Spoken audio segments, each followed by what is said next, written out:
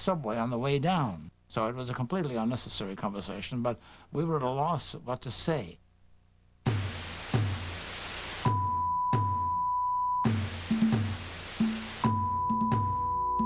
TV is a thing to share. And you were there. In the minds of customers, more and more selling must be done. We interrupt this program. Murder trial and TV stuff. Keep your television set on at all times. What sort of a day was it? Day like all day.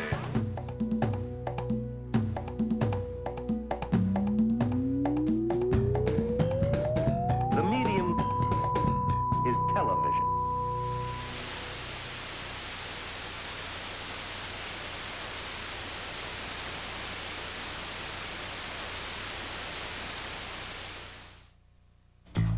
Hi, my name is Lucy Sexton. This show is called Remote Control, as in, how remote are we from control of our TVs? Is it just me, or has this whole age of information made us feel even more remote? Well, in this show, you're going to get some more information, only hopefully of a different kind.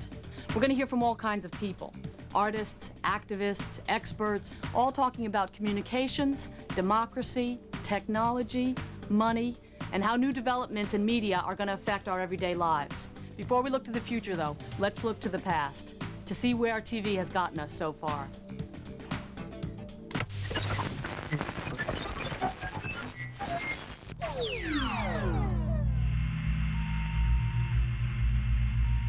The kinescope tube, as they term it, is fitted into the receiver. Now, this is the instrument that receives the electrical impulses and recreates the image. In other words, it takes the transmission and turns it into pictures, about 10,000 lines of light a second. And so a new industry steps out of the laboratory into the limelight as television makes its bow to the American public. Where it will go from here is any man's guess. Tell him. Millions of tiny phosphor crystals mirrored by a silvery film of aluminum catch and intensify the electron beam. By August 13th of 1956, there will be 36,800,000 homes in the United States equipped with television. That means a potential audience of approximately 100 million persons. Sir, don't worry about that. We're on. We're on. You mean the show's on right now? Yeah. This is television? Making her initial appearance in television tonight. Television. I'm against it in principle. Look what it's doing to America. Nobody reads the book anymore. Television is a business, a marketplace. Cheese whiz, sliced naturals, Miracle Whip. The television puts into every living room a selling machine. Jellies and preserves, caramels, and marshmallows. Hope you liked our new television show. Violence, sex, more violence, more sex. That's what the public wants. Repeated exposure to scenes of crime and violence made well blunt and callous normal human sensitivity. The public has not deserted television, nor is there any public uprising against the general content of television programming. Why don't you switch from hot to the snow-fresh coolness of cool? I suggest that we use the new techniques of television in carrying the American message abroad. 96% of the homes in the United States can now receive color television. Tint, color, brightness, volume, on-off, channel selection, fine-tuning, wireless wizard, electronic, remote control. There may be some instances, for example, color television, where we're ahead of you. Because after all, you don't know everything.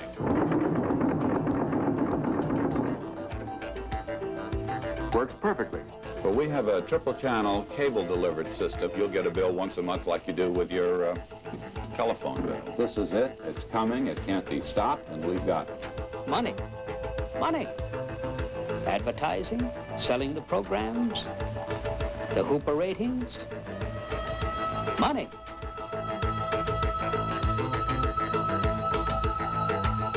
A television camera overlooks the backyard of a model 21st century house. It's one small step for man, one giant leap for mankind. I guess you're about the only person around that doesn't have TV coverage of the scene. That's all right, I don't mind a bit. Is the lighting halfway decent? Set the clock, turn to the proper channel, and the program that you want will be recorded for you, even when you're not at home. In-home shopping, opinion polling, educational testing. It's a small TV camera that comes with Sony's home television studio.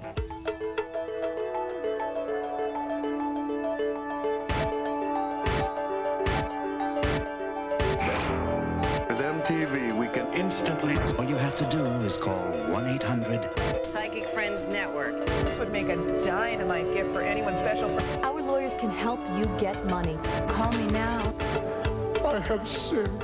When did you become sexually active? Was it at 13? Dan Rather and Connie Chung. I'm trying to be politically correct. Inside the world of entertainment. I can be anything you want me to be. You swear to tell the whole truth and nothing but the truth. O.J. Simpson is now holding a gun to his head. It can happen in real life.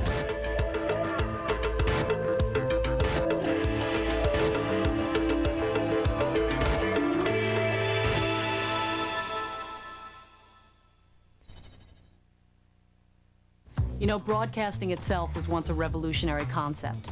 The ability to see live broadcasts instantaneously transmitted from one place to another. It brought entertainment and information home. It was also a revolution for business. The media industries have made huge amounts of money using the public airwaves, and there's been a struggle all along over how to use the airwaves for public, not just private, interests.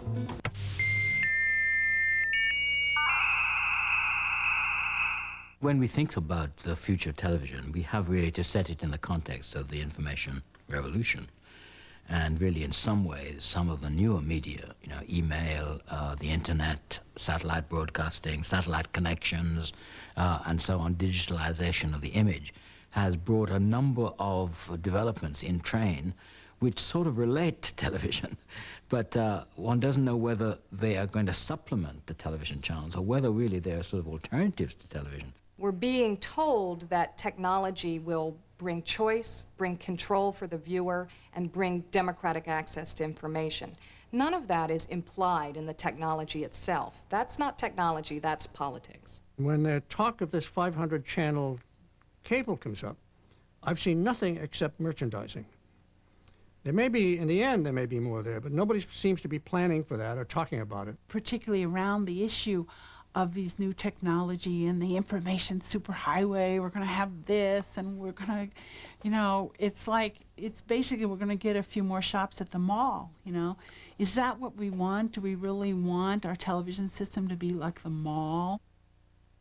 Right now, media corporations are experimenting with putting a lot of different services on our TVs to see what people will pay for, how much they'll pay, how often they'll pay. Our monthly phone/cable/whatever bill could wind up looking like a book. Corporations, very excited about this. But what will it actually mean? What will it bring us?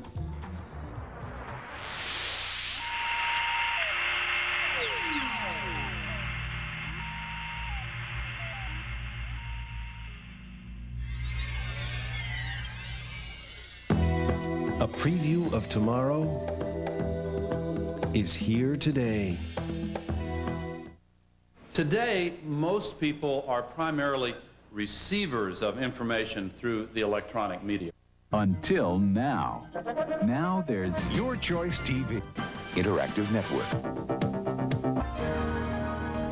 Welcome to an electronic superhighway into the home. TV Answer.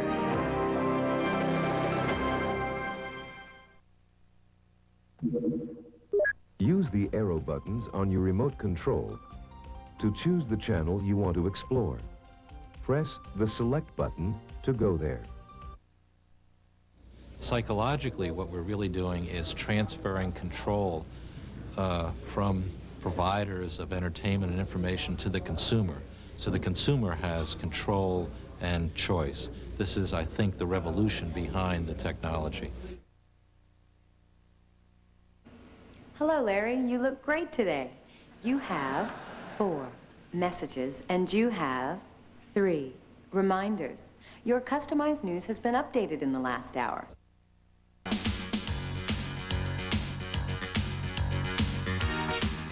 Today, as we move toward the year 2000, advanced technology is transforming television into the full-service network, an electronic superhighway into the home, capable of delivering a mind-boggling array of entertainment and services. What's this? Hey, you know what that is? What is it? This is a phone answering machine. On the television? Looks like we can have all our calls answered right on the screen. You have a phone call from the former Secretary of Education, William Benning. Push number 3. I think the main arena for the battles in the next 10 or 20 years for this country are homes and TVs and churches and movies and radios and schools and malls. It is the culture. That's where the fight is going to be. An important reminder from your executive assistant has become active in your personal section, and you're still looking great.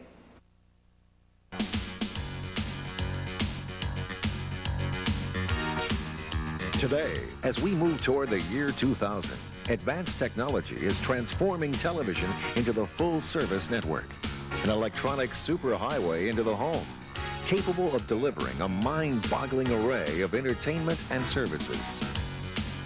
Oh, look. Traffic.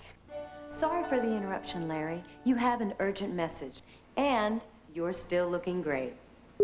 Hi, Larry. You asked me to remind you that it's your mom's birthday in 2 days, so let's not forget. Larry, you have 2 new messages for a total of 6 new messages for a total of 2 for a total of 2 for a total of 2 for a total of 2 for a total of 2 for a total.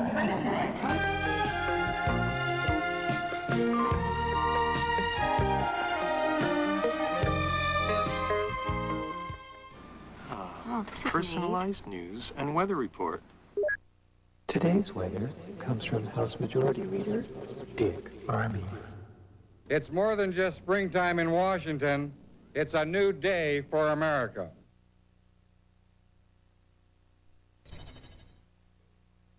So the future has possibilities, and there's a lot of money to be made. There isn't a communications company around that doesn't have lobbyists in Washington fighting for their interests, far outnumbering those fighting for the public's interest. One of the things being fought over is the spectrum. The spectrum is basically the airwaves, with different sized airwaves being used to carry different things. For instance, some carry radio, some television, some cellular phones, some radar detectors. It's one of the main ways that information is carried back and forth across the globe. So we're operating now on a global scale, and the very big conglomerations of cultural capital, communications industries, which are now no longer in television production only, but are in software and information systems and so on. These big multinational, multimedia conglomerates are going to dominate the whole television scene globally. It's a question of how few companies are we going to allow to control all the TV stations, all the newspapers, all the magazines, all the radio stations? How important is it going to be to break that up, to refuse to let monopolies form in media?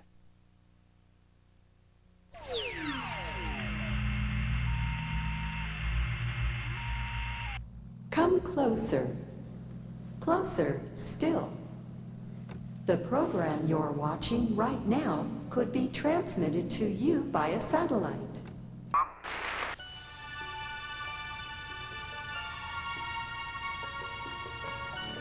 Satellites and you.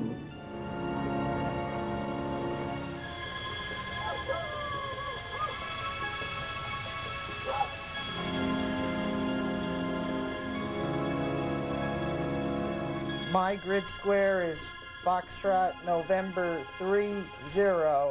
Name here is Ken. That's Kilo Echo November. The satellites that we're tracking today are approximately the size of the average person's kitchen table. The world of artificial satellites is less than 40 years old. My belief right now is that there are in excess between 7,000 and 100,000 satellites, man-made objects orbiting the Earth at this time. Perhaps 20% of them are actually operating and performing a useful mission as we speak now. This is a story about the ownership and control of communications. And the story begins in space. I was a very young child when Telstar first went up, and I heard about this marvelous new satellite that could actually relay information across the ocean right in real time there, and it was something that even as a child was amazing to me. This is the first picture transmitted to outer space and received back again on Earth. Scenes of the dome at Andover are flashed across the sea, and man marks another milestone in this age of scientific miracles. So proudly it waves. It was the dawn of the information age. Many different kinds of information are flashed around the world using satellites. Let's explore satellite communication and how it affects you.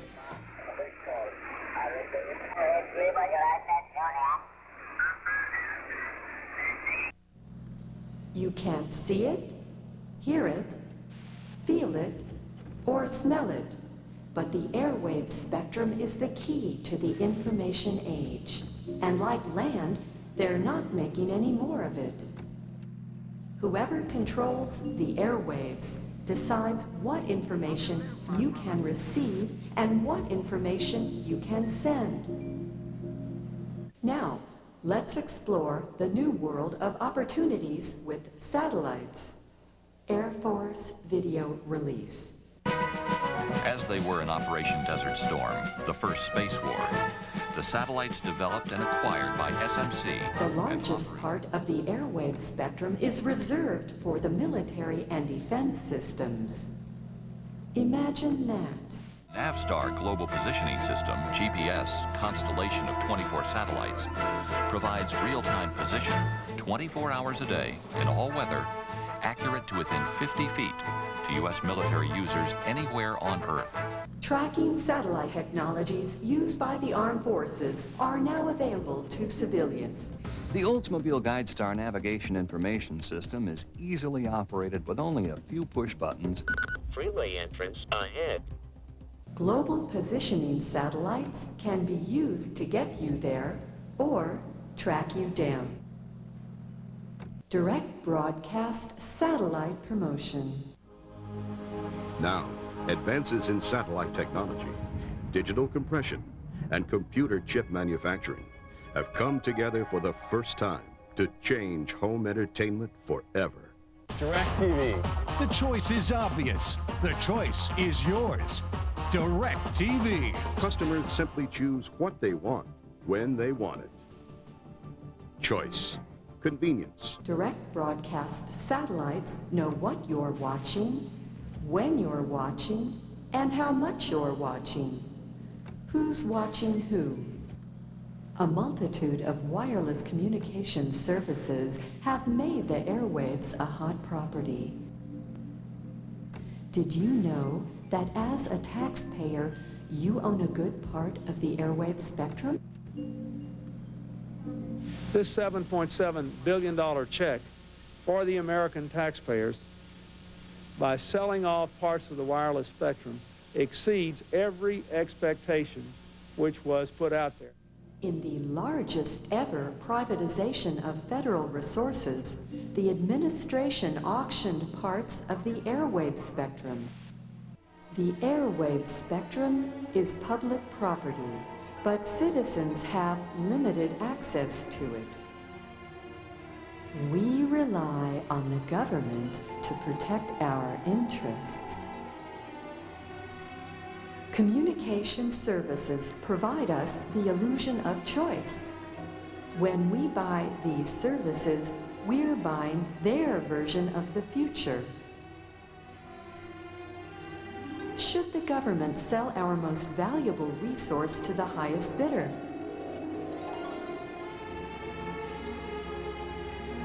Do we really have a choice?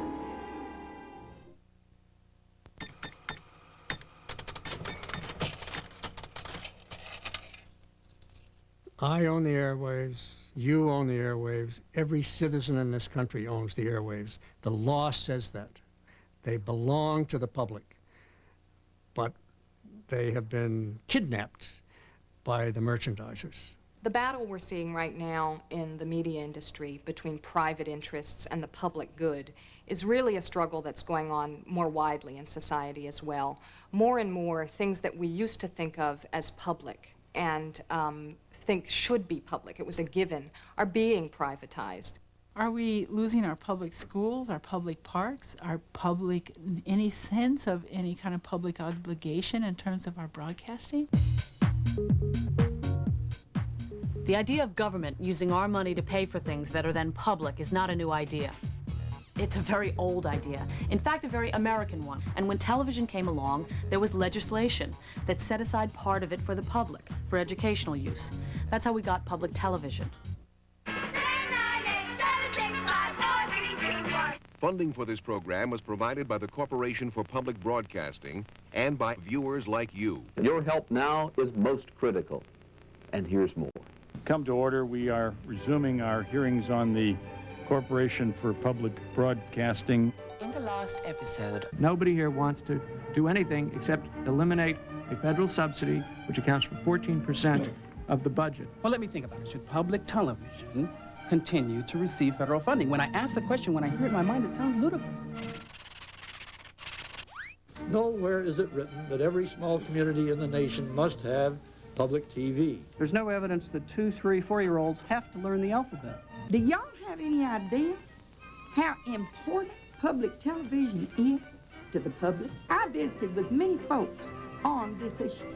They could not believe that you all are even considering doing away or cutting their favorite programs. Oh, hi. Welcome to Sesame Street. Set Big Bird free, let it thrive on the private market. Big Bird isn't the issue. Oh, hi. It's good to see you. Barney is the third largest grossing entertainer in the United States of America. Barneygate is, of course, what Senator Dole called the personal enrichment of people doing business with public broadcasting. If there were ever a time for public broadcasting, it is past. On behalf of 3.5 million members of the National Rifle Association, their friends and their families, I ask you to pull the plug. This is PBS. The government is the only entity that can express the collective American desire beyond merchandising. It is the only one that can do that. And when people talk about they don't want the intrusion of government, what they're really saying, we don't want the intrusion of public affairs into our ability to sell goods and services. In this system, I think you could do with a little bit of public authority, because that would bring the argument much more into, it would sort of strip away the mask of power. You would see that this conversation does relate to questions about political authority, political power, economic power, and so on. We simply need to decide as a society that that public space is crucial and that we don't want every space in the arena to be taken up by sponsored programming, by commercial programming, that there is a value to non-commercial programming and that we want to support it. Public television, TV for the people. TV by the people is what public access is all about. When cable came along in the 1970s with all those new channels, a whole new media turf opened up. People organized to get something back in exchange for allowing cable companies to have their franchise. What they got was a requirement that cable companies provide public access. That means that in a lot of towns across America, there's production equipment, studios, and editing equipment so that folks from the community can make their own TV.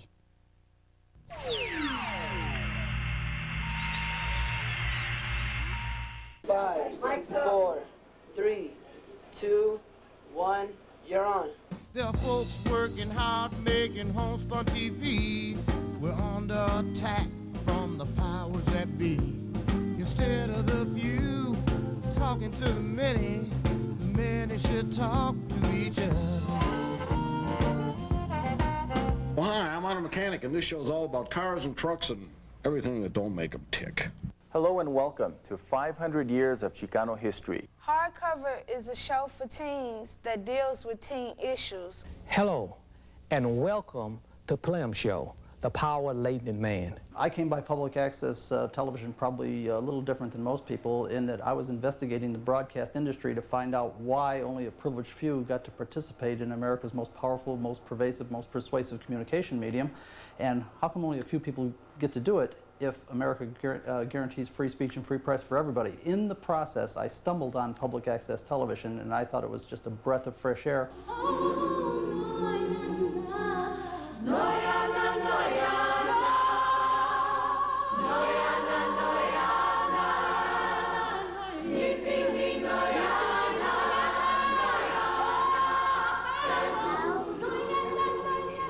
Here they are the editor, and that it's not just about a little soundbite opinion, but they're the opinion maker, the opinion taker, the opinion breaker, that they really are able to control the messages that are put out on the channel.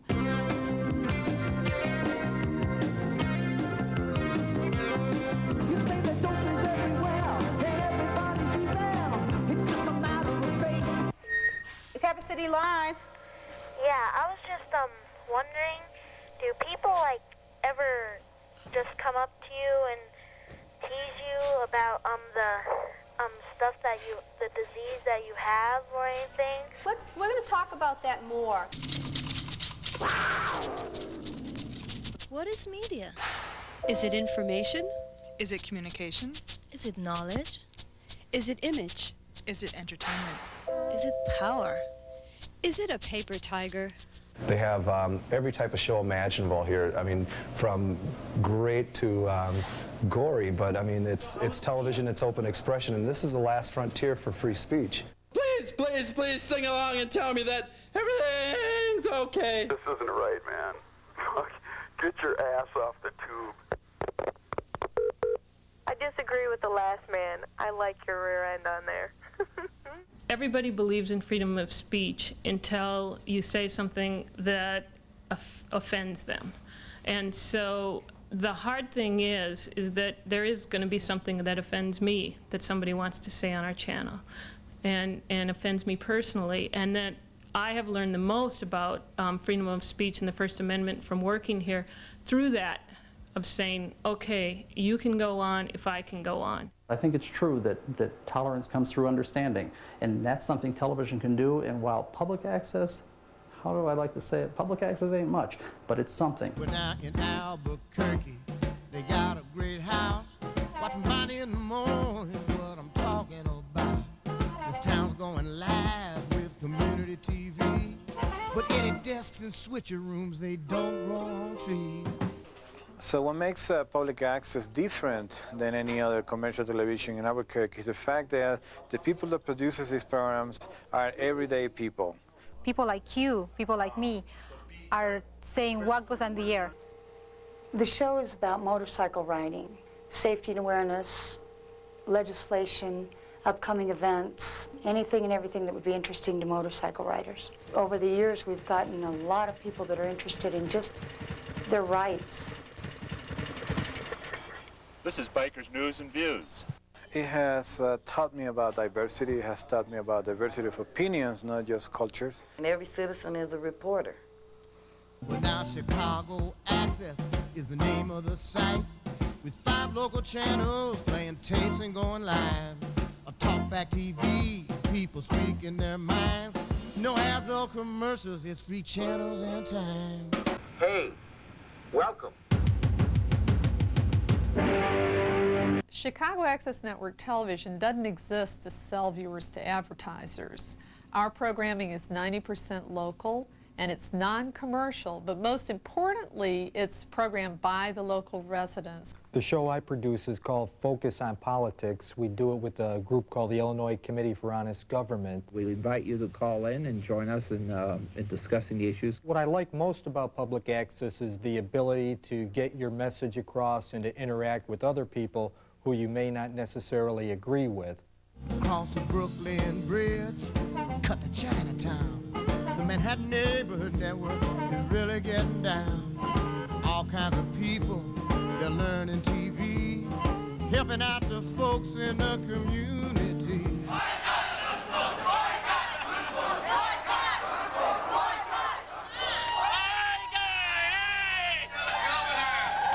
Basically, we're here today to kick off a campaign against unfair labor practices and slave conditions here at Jing Feng Restaurant. We try to show videos from the perspective of the workers. We give them the camera and let them try to, produce some shows on themselves. A lot of people can share my vision, my perspective through the video I made. And now when I'm taking up the camera, when I pick up the camera, then I know that I have the power to change things through the camera. Well, maybe God didn't want us sending pictures through the air, but now that we do, give the people their share. In downtown Philly, Scott is making TV, pushing all the edit buttons so you can see what they see. The skills I've developed here will really be extremely useful to me, if not just in production, but in evaluating and being critical about things that are made for seniors. If anybody was to write the history of my life, they should start with my feet. These feet have stood at altars, crap tables, free lunches, bars, graves, betting windows, WPA desks, and all kinds of lines, from suit lines to the draft. If I just had 4 feet, I could have stood in more places longer.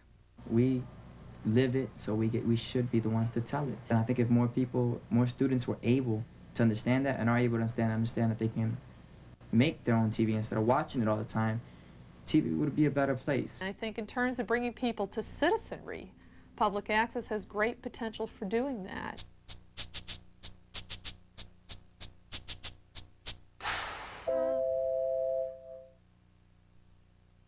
I like learning to be independent, to feel good about myself, to feel that I am somebody and I can do something, and public access taught me that.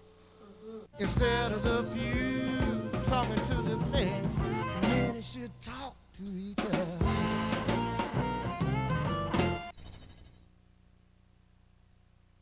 I think that public access as a model has been either ridiculed or ignored, but it's an incredibly important model, and it's something that really proves that it is possible to have a democratic media. There are a whole range of people who are perfectly capable of making interesting, exciting, entertaining television who wouldn't get a shot at defining what the mainstream view of the world is. What people really need is media that informs them and empowers them and engages them in the democratic process. They need media that tells them about the conflicts going on in society, but also presents beginnings of solutions that tell you how to get involved.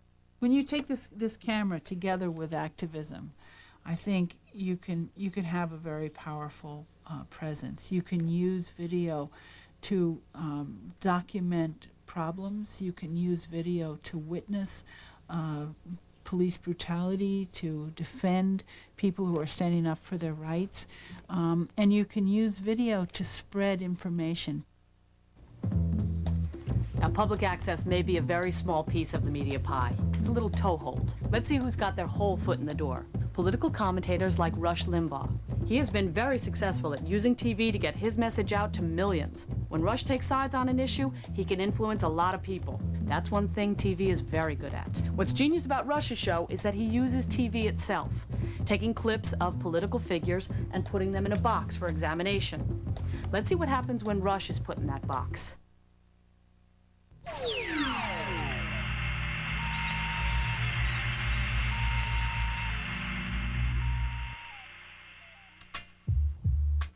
I think that to be a good talk show host, one needs a personality that has been sort of sawed in half. Take Rush Limbaugh, for example. Disaffected, contentious. He hit the big time by marketing himself to others so like himself, they call themselves ditto heads. Now he has a talk show audience of some 20 million and growing, and commands a larger share of airtime than any DJ in history.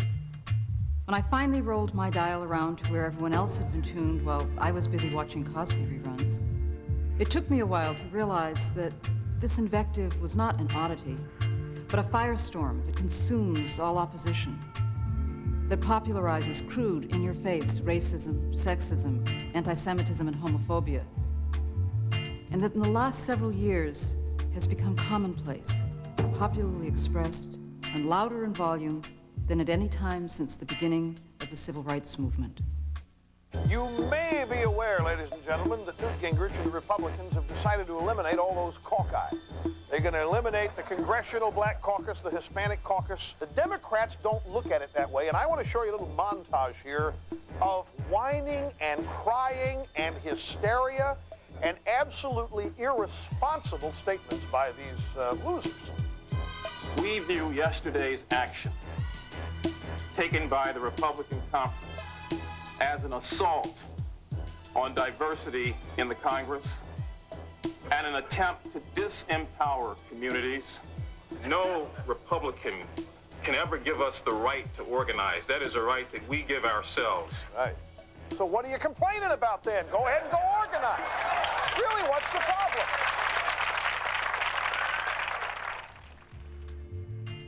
Mr. Limbaugh takes a mass market, white, mainly male, middle-class, ordinary America, and talks to it as though it were an endangered minority.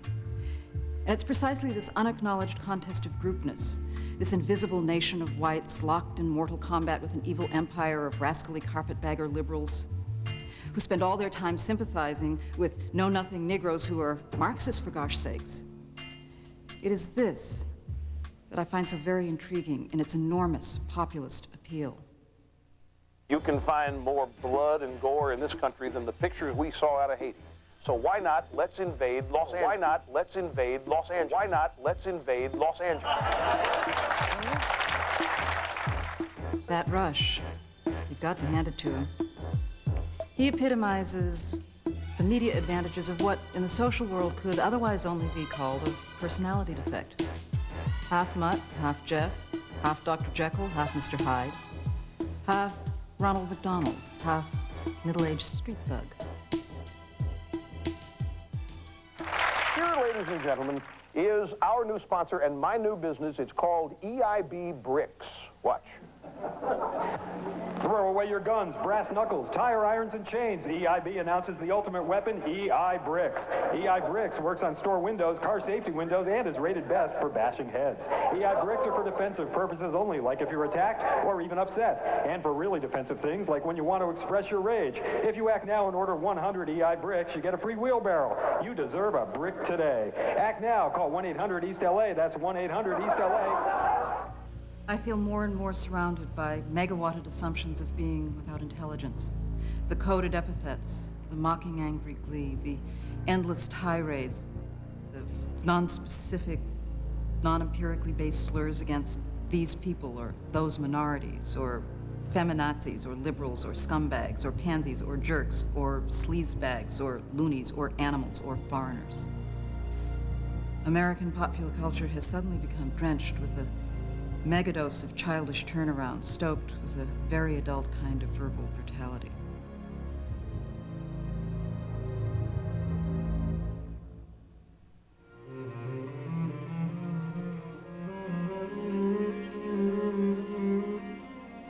Actually, the panicky exaggeration reminds me of a child's fear. And then, a huge lion jumped out of the shadows and was about to gobble me, and I can't ever sleep again for a whole week. It was the biggest, most dangerous lion in the whole world, that Black Caucus, that Father Aristide, that Anita Hill, that irresistible thread of a good storyline, that trail of breadcrumbs to an inevitable ending. And yet the panicky exaggeration is not a child's, but that of millions of adults. I just want to leave you with this. We feel your pain. Is it not also fair then to ask, what does this humor mask? At what point does black-faced minstrelry converge with white-hooded threats? Just look at this and fear for your life. Look at that and laugh. Just laugh and laugh. Where are the borders of this cartooned life, that imprisoned one? Is it all one long joke without an end? Amen. And when will someone let up on the laugh track button and let me breathe? And let me breathe.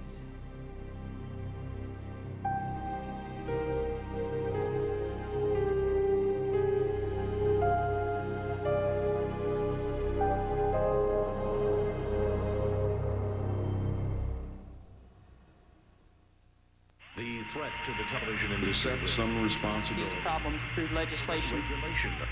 There is a way in which television is what I would call a populist medium, but not a popular medium. By that I mean it flatters the sort of common sense view, the ordinary folks, ordinary folks and their views. But it flatters them without an image of any structure. It doesn't remind you that this is a society which is powerfully structured. Certain institutions have the capacity to shape the lives of hundreds of other people. And if you just let, as it were, the mass or the mass market define, what you get is a reproduction within television of those structures of power which are behind television. Of course, what you see then is you see more of certain kinds of people who have certain kinds of real power. And that is popular in the sense that everybody gets a show, to some degree, but it's not popular in the sense of empowering those people who are particularly at the receiving end of power. In order for media to really live up to its democratic potential, I think it would have to be radically changed, because I think the structure of ownership and control would have to be changed. I think it's very interesting what's going on with Internet. And it seems to me that Internet is a place that if you've ever logged in, you know it's a place where you can find your community, you can find your friends, you can find that community of interest.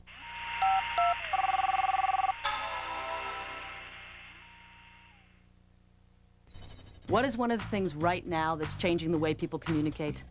The computer. And when you give people a new way of communicating, what is it they really like to do? If they're people like me, they like to talk. That's what happened with the telephone. When it was invented at the end of the last century, no one really knew what people would use it for. They certainly didn't think people would use them just to talk to each other. And 100 years later, what's the new way people are communicating? On a computer network called the Internet.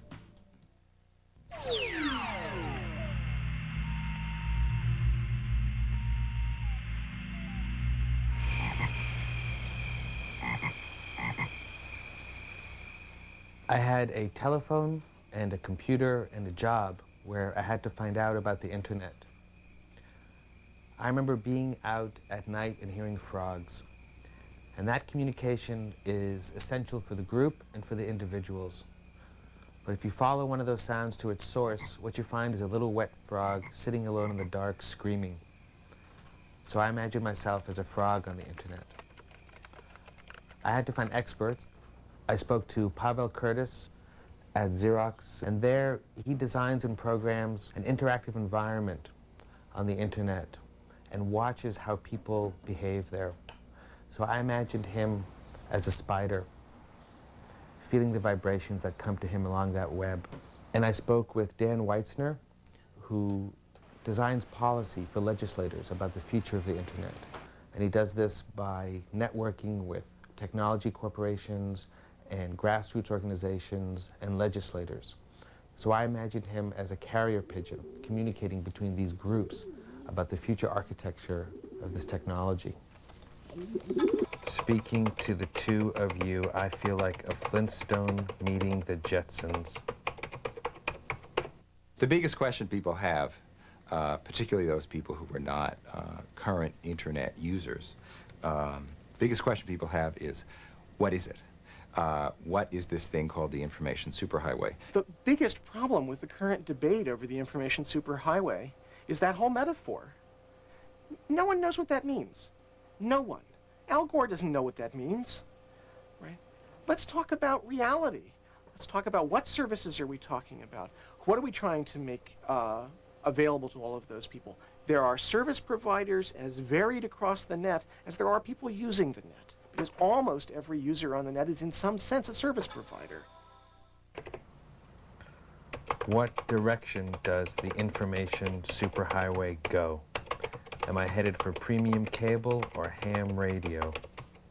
Right now, and really for the next decade, I would say, we will have a whole series of both political and cultural and business choices about what this new information infrastructure is going to be like.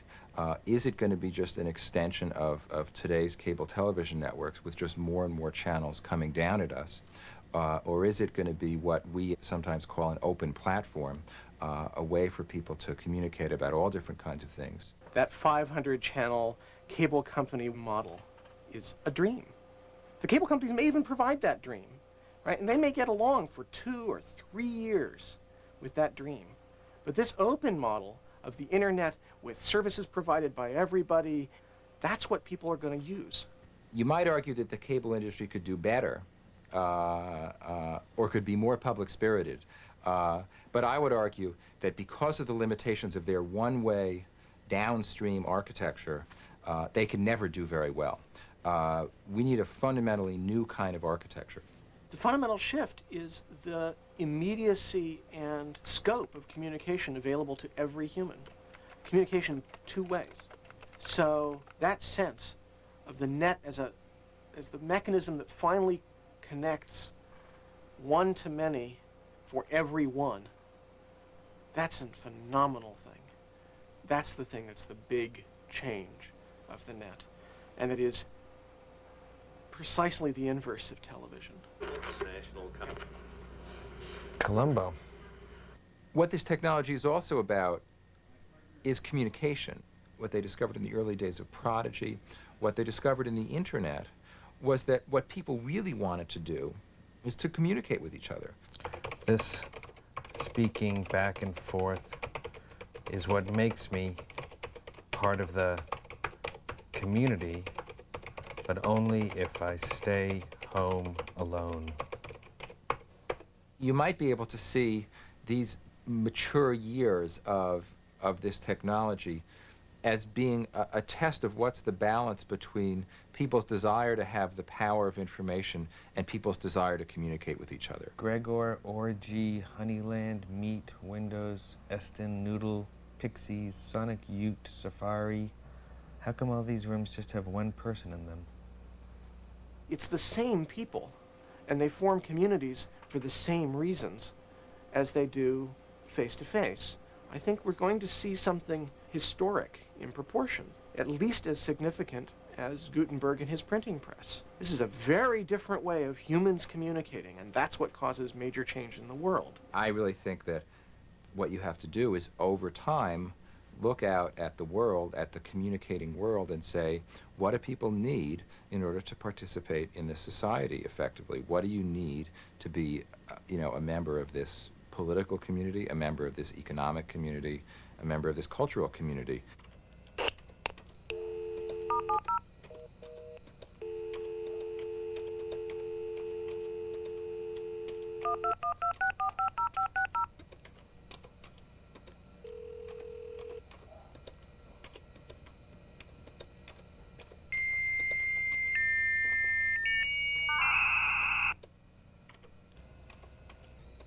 Goodbye.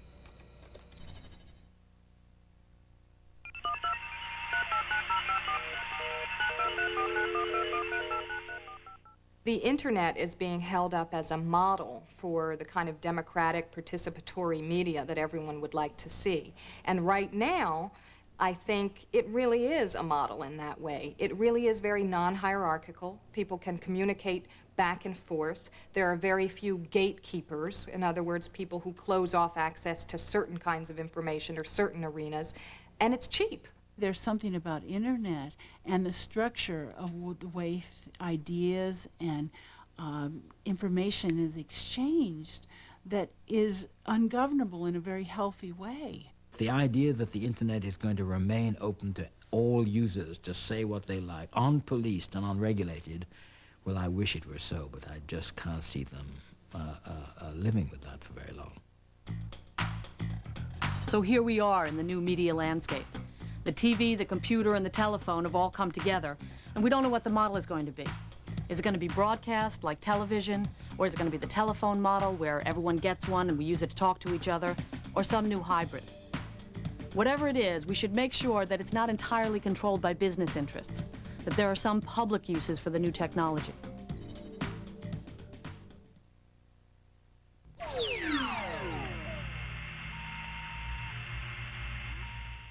I talk a lot about Alvin and Heidi Toffler and the concept of the third wave of change, that the first wave was from hunting, gathering to agriculture.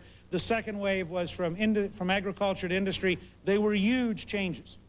And then now we're in the beginning of a third wave, from industry to information. It's going to liberate us.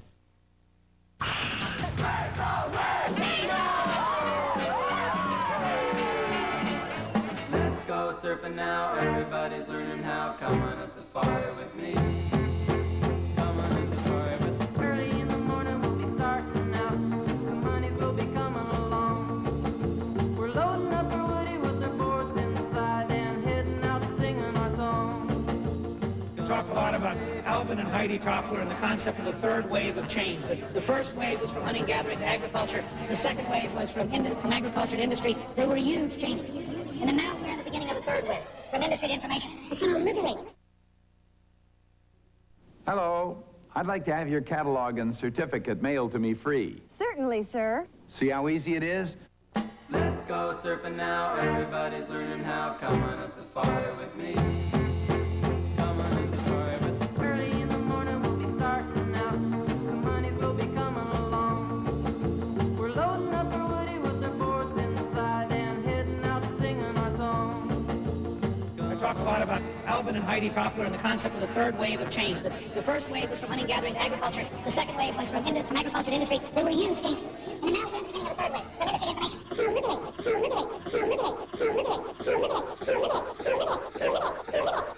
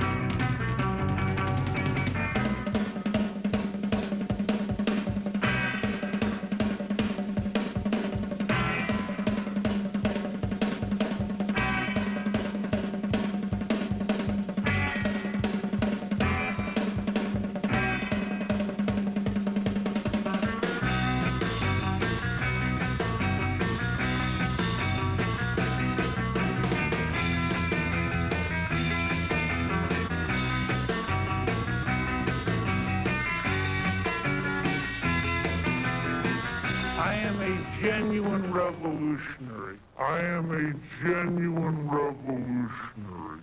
I am a genuine revolutionary.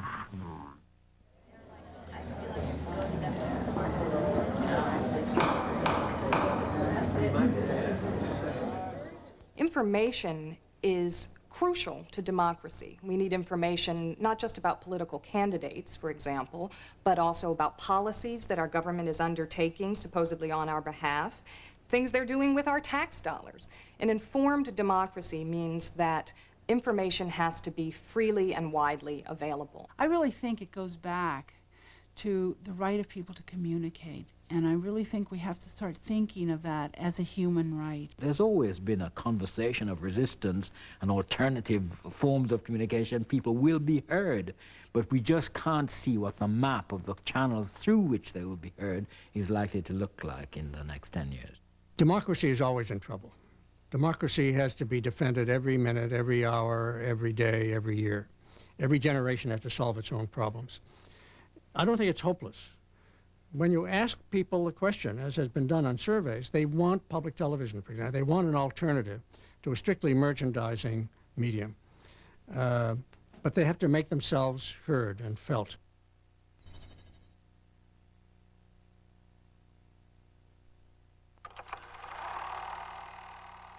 Newspapers, magazines, mail, and messages will be sent through the air at lightning speed and reproduced. In the next half century, people will see as well as hear around the world. In the next half century, people will see as well as hear around the world. Pocket-sized radio instruments will enable individuals to communicate with anyone, anywhere. Newspapers, magazines, mail, and messages will be sent through the air at lightning speed and reproduced in the home.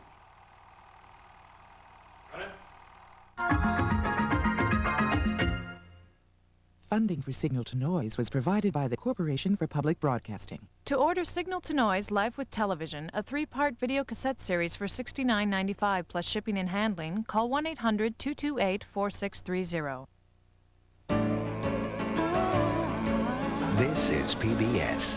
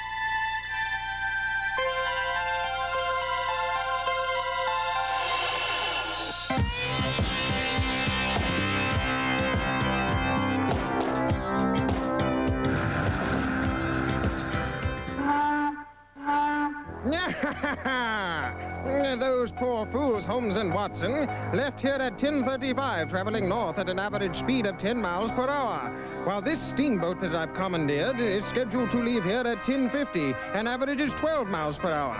If I put it on automatic pilot, it should catch up with Holmes and Watson at my favorite time for blowing people up, high noon. And then, goodbye, Holmes. Goodbye, Watson. Oh, what a splendid day.